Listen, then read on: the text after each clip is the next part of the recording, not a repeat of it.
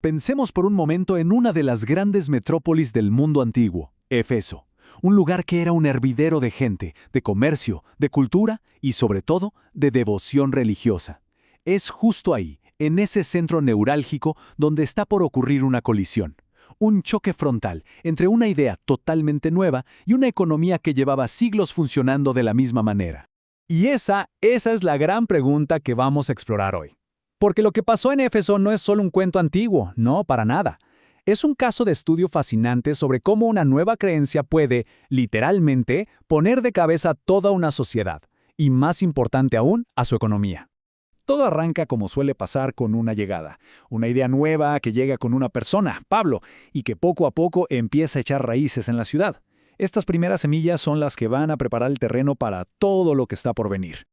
Ahora, ojo, Pablo no llega a un lugar vacío. De hecho, se encuentra con un pequeño grupo que ya cree. Pero se da cuenta de que les falta algo, como una pieza clave del rompecabezas. Y ese primer encuentro va a ser el catalizador, la chispa que lo va a cambiar absolutamente todo. Y aquí está el punto clave.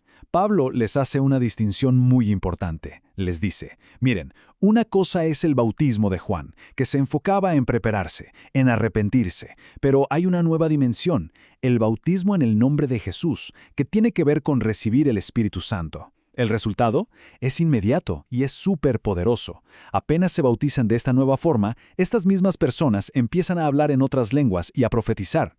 Esto nos muestra muy bien la estrategia de Pablo, la constancia.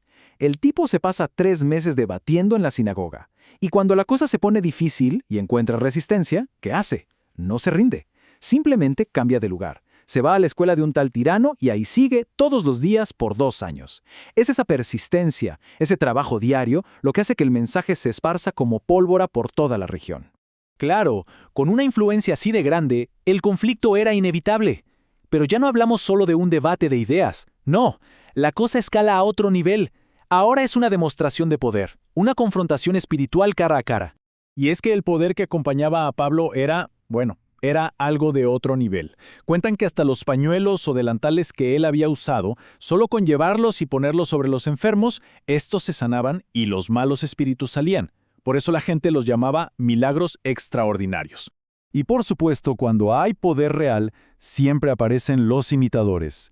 Unos exorcistas que andaban por ahí, los hijos de Esqueva, intentan usar el nombre de Jesús como si fuera un truco de magia, pero la respuesta que les da el Espíritu es memorable y los deja completamente en ridículo, exponiendo que no tenían ninguna autoridad. Las consecuencias de esa humillación pública son gigantescas. Uno pensaría que desacreditaría la nueva fe, pero no, todo lo contrario. Validó el poder real que había detrás de Pablo. La gente en la ciudad sintió un respeto, un temor reverencial, y muchos empezaron a confesar abiertamente sus prácticas ocultas, lo que nos lleva a un acto de renuncia masivo y espectacular. Y aquí es donde vemos el impacto de la forma más tangible posible, en dinero, en muchísima plata. Todos los que antes practicaban la magia traen sus libros, sus pergaminos carísimos y les prenden fuego en una hoguera pública. ¿El valor de todo eso? 50,000 piezas de plata. Una fortuna. Una declaración pública y muy costosa de que sus viejas creencias se habían acabado. Pero claro, un éxito espiritual tan grande iba a tener consecuencias, y la reacción fue, como era de esperarse, económica. El conflicto ahora se traslada de los lugares de debate a los talleres de los artesanos, porque el mensaje de Pablo le estaba pegando directamente al bolsillo de una de las industrias más poderosas de Éfeso. Y aquí entra en escena Demetrio, un platero que hacía una fortuna vendiendo pequeños templecillos de plata de la diosa Artemisa. Y cuando reúne a sus colegas, Demetrio no se anda con rodeos, va directo al grano. Su primer argumento es súper claro. Señores, de aquí sale nuestra riqueza.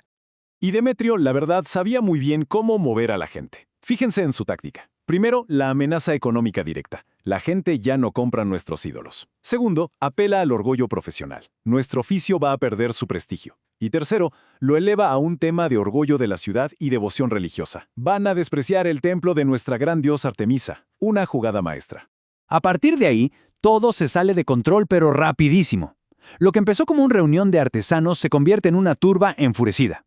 Un solo grito, «Grande es Artemisa de los Efesios», se vuelve un cántico que repiten sin parar por casi 2 horas.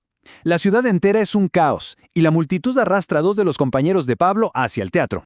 Y justo ahí, en medio de todo ese caos, cuando la violencia parece que va a estallar, aparece una figura inesperada. Un funcionario de la ciudad da un paso al frente, pero no para usar la fuerza, sino para usar la lógica y la razón, e intentar calmar a miles de personas. Lo que hace el escribano de la ciudad es una clase magistral de manejo de crisis. Miren qué inteligente. Primero, les da la razón en algo. Valida sus sentimientos. Claro que somos los guardianes del templo de Artemisa.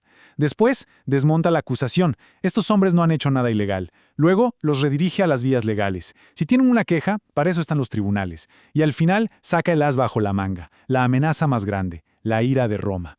Les recuerda que armar un motín ilegal les puede traer consecuencias muy, muy graves.